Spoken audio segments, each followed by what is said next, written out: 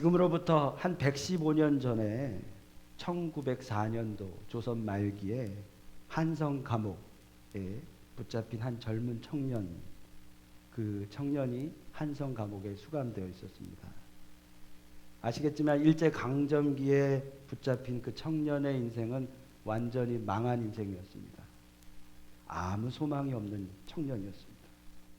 그의 죄는 국가내란죄, 사형을 이미 선고받은 상태였습니다. 감옥 안에 더 이상 인권은 없었습니다. 더 이상 그 청년에게 꿈은 없었습니다. 그가 사랑했던 그의 국가 조선은 완전히 망해 있었습니다. 하지만 그의 마지막 나락에서 그는 예수 그리스도를 만났습니다. 그리고 하나님이 그 청년에게 꿈을 주었습니다. 그리고 그 청년은 일어났습니다. 회복이 일어났어요. 하나님은 건국되지도 않는 대한민국 품게 하셨어요. 그 청년에게 그 심장에 대한민국을 꽂으셨습니다. 그리고 하나님이 그에게 말씀하셨습니다.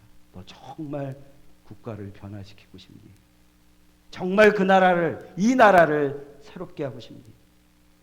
그것은, 그 나라를 세우는 것은 러시아, 청나라, 일본식의 제도로 세워지는 것이 아니다. 아무리 제도가 좋더라도 소용없다. 복음으로 국민이 일어나야 된다. 복음으로 국민이 변해야 됩니다. 그리고 그는 깨달았습니다. 조선 땅에는 그저 자기 유익을 위하여 국가를 팔아먹고 누군가를 살인하고 싸움하는 악행을 망설이지 않는 도덕적 타락이 있음을 깨달았습니다. 그것은 단지 일부의 소행이 아니라, 어떤 자들의 소행이 아니라 바로 자기 자신을 포함한 무지한, 진리에 무지한 우리 인간의 행위였음을 깨달았습니다. 그리고 그는 복음의 진리를 깨달았습니다. 그리고는 고백했어요. 나만 바뀌면 조선은 변한다. 내가 바뀌어야 조선은 바뀐다. 그 정신으로 그 감옥에서 그는 책을 썼습니다. 그 책 이름이 바로 독립정신이라는 책인데요. 이 젊은 청년이 여러분 잘 아시는 대한민국의 초대 이승만 대통령입니다. 그는 이 독립정신이라는 책에서 이렇게 말했습니다. 국가의 변화는 예수 물줄기를 통해 거듭난 자들을 통해 일어난다. 국가의 변화는 예수 물줄기를 통해 거듭난 자들을 통해 일어난다. 아무리 제도가 좋더라도, 아무리 정권이 훌륭하더라도 국가를 변화시키는 것은 바로 나의 변화, 예수님을 만난 나의 변화를 통해서, 그래서 예수님을 주인으로 모심으로 말미암아 그 변화가 일어난다라는 거죠. 그의 변화는 어디서 왔겠습니까? 먼저 철저한 자기 깨어짐, 자기 자신이 죄인이라는 깨달음을 통해서 왔습니다. 그리고 하나님을 만남으로 왔어요. 그리고 그의 변화는 국가를 일으켜 세우는 그런 놀라운 원동력이 되었습니다. 오늘은 계속해서 우리가 구약 개론을 보고 있는데, 구약의 역사서, 그 다음에 시가서, 다음으로 남은 17권의 책이죠. 예언서 중에 또 대선지서, 이사야, 예레미야, 에가, 에스겔, 다니엘을 함께 보기를 원합니다.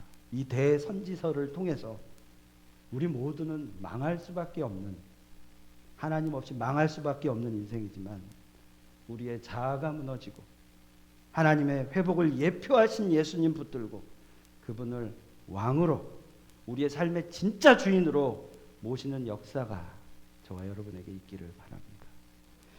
대선지서의 주제는 아주 간단합니다.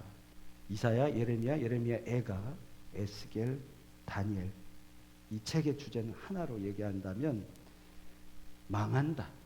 그러나 회복될 것이다. 라는 주제입니다. 자, 이게 무슨 말인지 각 권의 내용을 좀 살펴보겠습니다. 대선지서, 이사야부터 시작되는데요. 오늘 본문 말씀에도 있는 이사야서는 남유다, 이스라엘이 남과 북으로 갈리고 북이스라엘은 이미 망해버렸고 남유다의 후반기 때를 배경으로 합니다. 17권의 예언서의 모든 내용을 대표하는 것이 바로 이사야서입니다. 그래서 이사야서는 이스라엘을 비롯 모든 주변국까지 결국 망한다. 그러나 회복될 것이다 라는 내용을 담고 있습니다. 이 회복은 어디서 오나요? 바로 오실 메시아, 하나님의 사랑의 증거 예수 그리스도를 통해 이 회복은 이루어질 것이다. 이런 내용을 담고 있습니다. 그 다음에 이제 예레미야는 그 이후에 남유다가 이제 멸망 직전의 때를 기록하고 있어요. 이 책을 읽으면서 우리는 생각해야 하는 것이 정녕 남유다도 망해가는구나. 이걸 기억하시면 됩니다. 예레미야서를 읽으시면서 남유다까지도 망해가는구나. 이렇게 생각하시면 되겠어요. 그 당시에 남유다는 서로 패권을 잡으려는 주변국 사이에 있었습니다.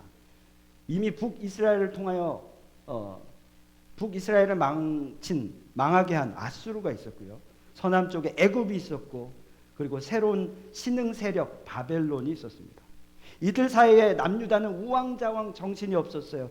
정신을 차리지 못했어요. 감을 차리지를 못했어요. 이와 같은 상황에서 이 국제 정서를 통해서 하나님은 남유다를 다루셨습니다. 하나님은 유다가 망해가지만 예레미야라는 사람을 통해서 당신께서 이 이스라엘 백성을 붙들고 계신다라는 사실을 알려주고 계십니다.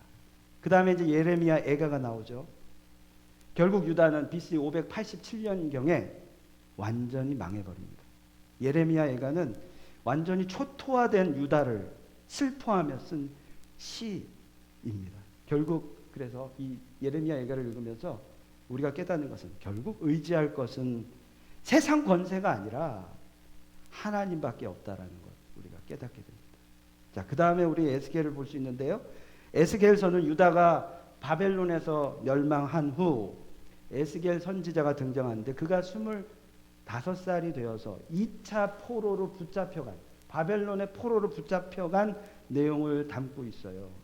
사실 이 에스겔서 다음에 나오는 다니엘서가 더 먼저 있었던 이야기인데 1차 포로 때의 이야기인데 먼저 앞서서 기록된 이유는 에스겔서가 더 분량이 길기 때문에 에스겔서가 먼저 기록이 되었다고 합니다.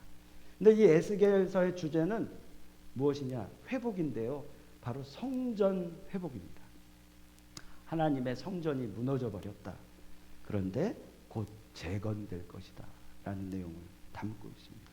다시 말해서 이스라엘의 회복을 예표하고 있죠.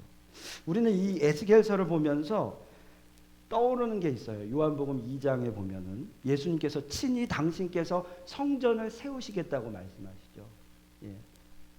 상인들이 성전을 더럽히는 것을 보시고 예수님이 다 모든 것을 뒤엎고 그 사람들에게 얘기합니다. 예수께서 대답하여 이르시되 너희가 이 성전을 헐라 내가 사흘 동안에 일으키리라 하신 말씀이 이 에스겔서하고 이렇게 같이 물리게 됩니다. 하나님은 이 에스겔서를 통해서 성전을 세우고 회복시키실 것이다. 누구를 통해서? 바로 예수 그리스도를 통해서입니다. 그리고 이제 마지막 대선지서의 마지막 다니엘서는 하나님의 사람 다니엘의 이야기이기도 하고요. 바벨론에게 붙잡힌 1차 포로기의 배경이지만 예언자로서 다니엘이 바벨론을 그 다음에 점령하는 바사 고레스 왕을 지나서 급기야는 그 후에 헬라 그리고 로마 시대까지 신약의 미래를 예언하는, 앞으로 있을 일을 예언하는 내용을 담고 있습니다. 자, 이 대선지서를 보면서 다시 한번 우리는 구약의 전체 흐름, 말씀의 중심, 말씀 내용을 다시 한번 상기하게 됩니다. 즉 구약이 우리에게 얘기하는 것은 하나님은 인간의 죄악 가운데에서도 당신의 나라 백성을 세워나가신다라는 것, 다시 한번 우리가 예언서를 통해서 보게 됩니다. 거듭하여 인간은 창조주 되신 하나님이 아니라 자기가 주인 되고자 하였습니다. 자기가 주인 되고자 하거나 자기들의 왕을 세우고자 하여 이것을 위해서 서로 싸웠다라는 거죠. 그래서 이 인류는 이 죄악을 계속 반복하고 있다라는 겁니다. 우리가 구약을 쭉 보면서 이 이스라엘 백성은 하나님은 쏙 빼고 자기들만의 나라를 세워 나아가는 것을 우리가 보게 됩니다. 가인, 라멕, 네피림, 니므롯, 우리 창세기에서 보게 되는 이 사람들 자신들이 왕이 되었고, 그래서 이 왕이 되기 위해서 싸움을 해왔고, 아니면 사울과 같이 자신들만의 왕을 세우기 위해서 애써왔다. 자신들만의 나라를 세우고 직접 자기가 권력자가 되고 영토를 넓히기 위해서 수많은 목숨을 희생시켰다는 거 우리가 봅니다. 근데 이 성경뿐만 아니라 우리 근대사를 보아도 마찬가지입니다. 이런 죄악의 모습은 비슷한 패턴입니다. 우리 근대사에 보면 제국주의 국부론이 등장하죠. 현대사에 국가가 강해야 된다. 그리고 그 이후에 나오는 것이 바로 공산주의 아닙니까? 평화를 가장하지만 결국은 절대 독재자가 모든 것을 다스리겠다라는 인간의 죄악에서 나온다라는 거죠. 오늘 말씀 이사야서 우리가 봤는데요. 이 이사야서가 전하는 주된 내용은 너무나도 확실한 내용, 바로 메시아 예수 그리스도에 관한 내용입니다. 무려 예수님이 이 땅에 오시기 전에 700년 전에 기록된 예언인데요. 거기서 보면은 이렇게 얘기하고 있어요. 이스라엘도 그 주변의 모든 국가도 결국 망하게 된다. 하지만 그 망함 이후에 진정한 회복이 있을 것이다. 그리고 그 회복은 오실 메시아 예수 그리스도를 통하여 일어날 것이다 라는 내용이죠. 오늘 이 예언서를 보면서 대선지서 우리가 가져야 할 올바른 마음가짐, 그 자세는 무엇일까요? 망하는데 그것이 망함으로 끝나지 않기 위해, 우리가 회복되기 위해 무엇이 우리에게 필요할까요? 크게 두 가지로 우리가 살펴봤으면 좋겠어요. 첫 번째는 우리가 이 예언서를 보면서 첫 번째, 우리의 자아가 완전히 무너져야 한다. 이 메시지가 있습니다. 우리의 자아가 완전히 무너져야 합니다. 다시 말씀드려, 우리의 죄된 과거의 제약이 끊어질 때 회복이 있다라는 거죠. 먼저 우리가 완전히 망해져야 합니다. 우리 자아가 온통 침몰할 때 하나님의 백성이 된다라는 것, 우리 이사야 선지자 통해서 깨닫게 됩니다. 오늘 말씀 6장 5절에 거룩한 하나님 앞에 선 이사야가 진리를 깨닫고 이렇게 고백합니다. 6장 5절 오늘 말씀 다시 한번 보겠습니다. 이사야 6장 5절을 보면 이사야의 고백입니다. 같이 읽겠습니다. 시작. 그때 내가 말하되 화로다 나여 망하게 되었도다. 나는 입술이 부정한 사람이요 나는 입술이 부정한 백성 중에 거주하면서 만군의 여호와이신 왕을 배웠음이로다 하였더라. 아멘. 이사야는 이 6장 5절을 통해서 하나님 앞에 자기 자신의 자아가 완전히 무너졌다라는 고백을 하고 있습니다. 자기 자신이 입술이 부정한 사람이고 부정한 백성 중에 여호와를 대면한 그런 연약함, 죄악을 가지고 있다. 그래서 화로다 나여 망하게 되었도다라고 고백합니다. 하나님 앞에 자신의 부끄러운 것을 깨달은 거죠. 그래서 그는 하나님 앞에 회개하였습니다. 우리에게 진정한 회복이 있기 위해서는 먼저 우리의 자아가 완전히 무너지는 회개가 있어야 합니다. 하나님은 이스라엘을 광야로 끌고 가셨습니다. 그곳에서 그들을 철저히 낮추셨어요. 며칠이면 갈 광야를 40년 동안 있게 하셨습니다. 하지만 그곳에서 그 사람들은 모세를 원망했습니다. 출애굽시킨 하나님을 원망했고 모세를 원망했어요. 인도하신 하나님을 주인으로 모시지 못했습니다. 우왕좌왕했어요. 모세가 시내산에 올라간 틈에 그들은 바알과 아세라 상을 만들고 범죄하였습니다. 우상을 섬겼어요. 그야말로 목이 곧은 백성이었어요. 그들은 자기 뜻대로 살고 싶었어요. 과거의 삶으로 돌아가고 싶었어요. 하나님이 아니라 자신이 주인 되고 싶었어요. 그래서 자기가 원하는 우상을 만들고 왕을 만들고 그들은 무너졌습니다. 하나님은 우리를 깨닫게 하시기 위해서 우리를 인생의 광야로 끌고 가십니다. 그래서 광야는 오히려 기회고 하나님을 만나는 장소입니다. 나 자신이 무너져야 하는 곳이 바로 광야라는 곳입니다. 거기서 내가 그동안 얼마나 하나님을 떠나 내가 내 마음대로 살았고 내 뜻대로 살았고 내가 얼마나 죄인인지를 깨닫는 곳이 바로 광야라는 곳입니다. 하나님을 주인으로 모시기 위해서, 하나님을 만나게, 하나님은 그 사람을 만나기 위해서 우리를 철저하게 바닥으로 가게 하십니다. 무너짐이 있게 하십니다. 그래서 우리는 거기서 예수님을 만나게 됩니다. 예수님을 찾게 되고 그를 통해 회복이 있게 됩니다. 사랑하는 여러분, 만약에 인생의 광야 가운데 걷고 계신다면 그곳은 곧 주님을 만나는 곳이 됩니다.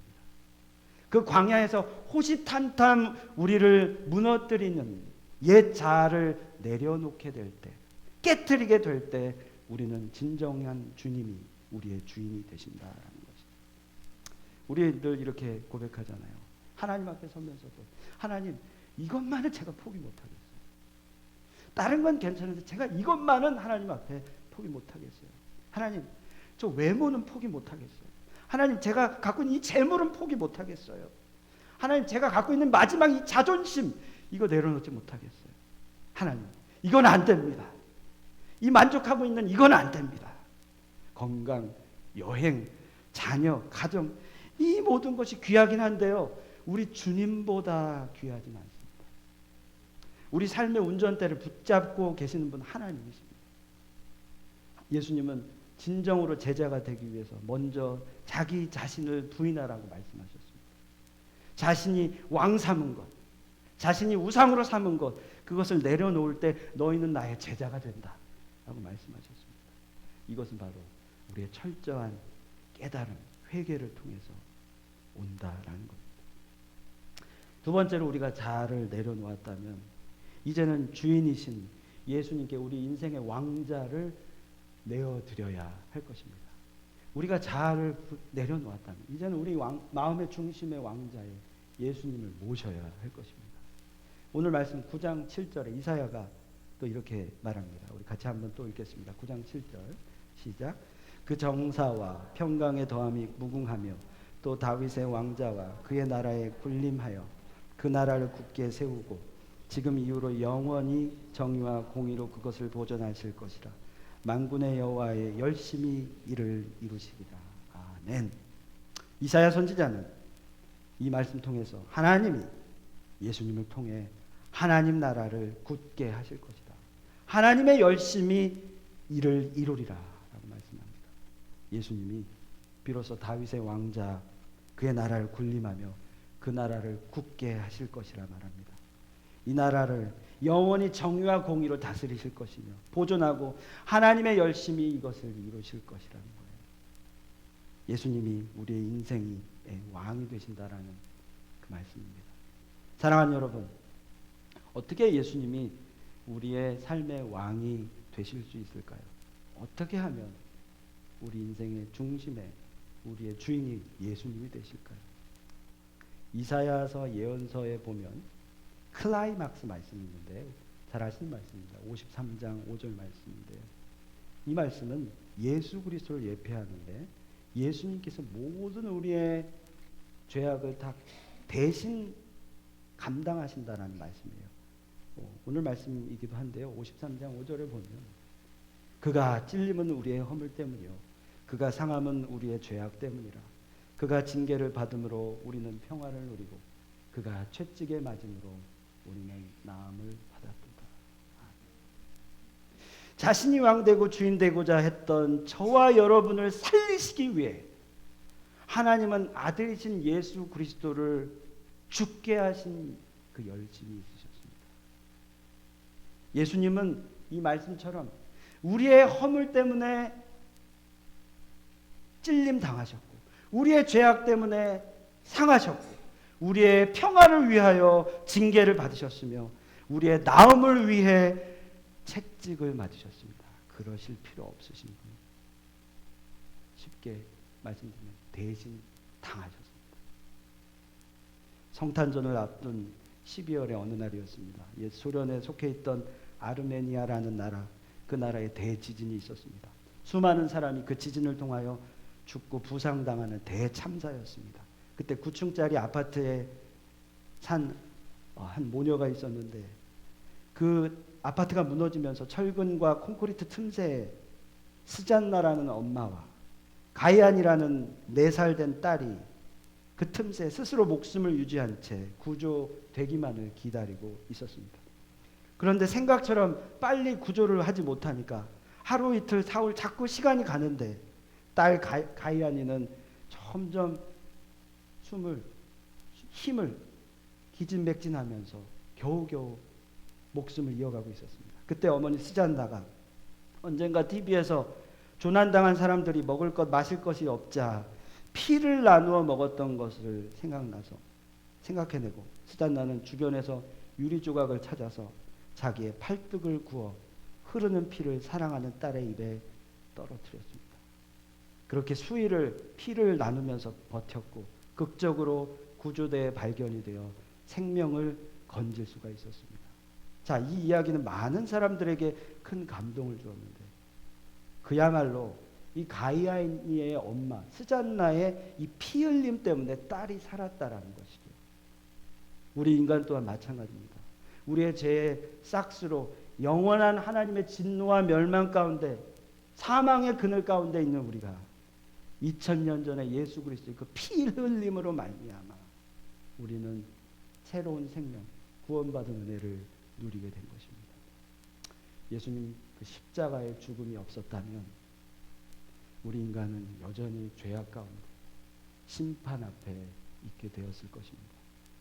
예수님은 당신의 희생의 가치를 이렇게 친히 말씀하셨어요. 요한복음 12장 24절에 내가 진실로 진실로 너에게 이르노니 한 알의 밀이 땅에 떨어져 죽지 아니하면 한 알 그대로 있고 죽으면 많은 열매를 맺느니라. 예수님의 그 죽음으로 말미암아 저와 여러분은 구원을 받았습니다. 대속의 은혜는 놀라운 은혜입니다. 은혜를 주신 예수님은 그래서 우리의 왕이 되셔야 합니다. 대속의 은혜를 안다면 우리 예수님 분명히 우리 왕으로 모셔야 하고 분명히 해야 할 것입니다.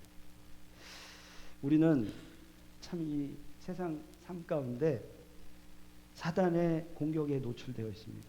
미디어를 통해 많은 이야기 소식을 듣습니다. 부패하고 문제 많은 정치 소식 듣습니다. 어떤 분은 미국의 현 정권 고수를 위하여 간절히 기도하시고 어떤 분은 한국의 현 정권이 무너져야 한다고 울분을 토하시며 얘기하시는 분도 있습니다.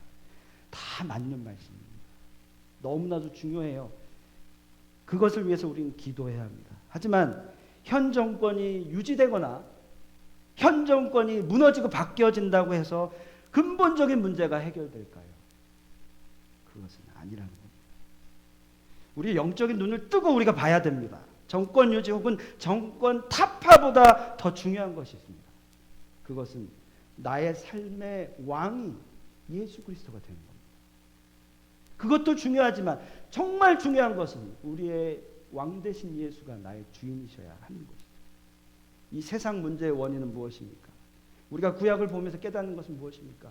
인간의 주인이 인간이 되온 것 아닙니까? 하나님이 되지 않고 문제는 나 자신이 우리가 주인이 되는 것이 문제입니다. 내 생각이 옳다고만 여기고 내 인생의 주인 되고 내가 내 인생의 주인 되고 하나님이 주인 되지 않는 것이 진짜 문제라는 거죠. 그렇기 때문에 우리가 필요한 것은 먼저 나 자신이 변하는 겁니다. 내가 변화해 가정이 변하는 것이고요. 내가 변화야 국가, 교회가 변하는 것입니다. 내가 변하지 않으면 나라도 정치도 변하지 않습니다. 이승만 대통령의 그 독립정신의 그 정신은 먼저 자기 자신이 국민이 변하는 것이었습니다. 하나님 나라를 통하여 우리 모두가 교회가 가정이 나라가 변하게 되는 것이죠. 우리가 진짜 관심을 두어야 할 것은 무엇입니까? 그렇다면 하나님입니다. 정치냐 뭐 경제냐 이것이 아니에요. 우리 거기에 시간을 뺏기면 안 되겠습니다. 너무 중요한데요. 거기에 우리의 정신을 뺏겨서 정작 우리가 붙들어야 할 예수 그리스도를 놓치고 있으면 안 되겠습니다. 하나님이 정말 저와 여러분의 통치자임을 우리의 삶을 통해 드러내야 하겠습니다. LA 한인타운에 가면 어느 설렁탕집에 한 의자 등받이 뒤쪽에 무슨 대통령이 식사하시던 자리라는 플라스틱 팻말이 이렇게 붙어 있다고 해요. 그 자리에 앉으면은 더 특별한 설렁탕이 나오는 것은 아닙니다. 그런데 그 자리는요, 누군가 영향력 있는 사람이 그 대통령이 거기에 앉은 것만 하더라도 사람들의 호기심을 자극하고 이목을 끌게 되는 것이죠. 예수 그리스도께서 내 인생 왕자에 앉으신다면, 그래서 함께 하신다면 그것만큼 내 삶에 영향력이 있고 호기심을 갖게 하고 가치 있는 것이 있을까 우리는 생각해 가게 됩니다. 비판은 참 쉬워요. 근데요, 비판은 사단이 좋아하는 겁니다. 최근 어떤 목회자께서 한국에 다녀오셨는데 한국의 신앙과 복음보다는 한국이 이념과 정치를 앞세우고 지방색의 한계를 드러내는, 그것을 벗어나지 못하는 모습을 보시면서 슬퍼하셨다고 저한테 말씀을 하십니다. 서로 욕하면서 적대시하고 대놓고 욕을 하는 그런 모습, 살벌한 모습. 그게 아니라 내가 먼저 인생의 왕자에 우리 예수님을 모시는 것이 중요합니다. 그것이 회복의 시작입니다. 그러할 때 우리 인생의 왕자에 예수님이 계실 때 우리는 세상에 영향을 줄 수 있습니다. 먼저 내가 주인을 제대로 섬겨야 합니다. 이 시대를 살리는 사람은 예수님을 인생의 주인으로 모신 자입니다. 이것을 위해 내가 먼저 변해야 하겠습니다. 우리가 아침에 눈을 떴을 때 우리의 문제, 우리의 어떤 관심, 뉴스, 전화기, 이것이 아니라 먼저 눈을 떴을 때 하나님의 말씀을 본다면 그것은 인생의 중심에 하나님, 예수님을 주인으로 모시는 자입니다. 우리가 생각만 하면 세상의 스펙과 세상에 잘 살 수 있는 지혜를 찾는 것이 아니라 주님의 뜻을 찾기 위해 기도한다면 그것은 주님을 정말 인생의 왕자로 모시는 자의 모습일 것입니다. 예수 우리 왕이여, 나의 삶에 오셔서 나를 다스려 주시옵소서. 주여, 나의 삶에 찬양을 받으시옵소서. 주님 찬양합니다. 주님을 경배합니다. 왕이신 예수여, 내 마음에 오셔서 좌정하사 나를 다스리소서. 이 고백이 우리의 삶의 고백이 되길 바랍니다. 말씀을 맺겠습니다. 오늘 대선지서를 보았습니다. 선지서의 주제는 망한다 그러나 곧 회복될 것이다 라는 것이었습니다. 그리고 회복은 예수 그리스도를 주인으로 모시는 것이었습니다. 이를 위해서 먼저 우리가 완전히 우리의 자아가 무너지는 회개의 삶이 회개로 이어지는 그런 우리의 삶이 되었으면 좋겠습니다. 그리고 두 번째로, 그랬다면, 자아가 무너졌다면 이제 인생의 왕자를 주님께 내어드리는 그런 삶이 되었으면 좋겠습니다. 그분은 충분히 기꺼이 우리의 삶의 왕이 되신 분이십니다. 왜냐하면 저와 여러분을 대속의 은혜로 구원하셨기 때문입니다. 우리 그 주님을 인생의 주인으로 모시고 왕으로 모셔 나 인생의 보좌에 주님 앉으시옵소서. 이렇게 정말 선포해서 세상을 향하여 정말 세상을 살리고 영향력을 주는 그런 저와 여러분 되기를 바랍니다. 우리 이러한 마음으로 주님 오시옵소서. 내 삶에 찬양을 받으시옵소서. 한번 찬양했으면 좋겠습니다. 예수 우리 왕이여, 이곳에 오소서. 저와 여러분은 정말 진정한 고백이 되기를 바랍니다.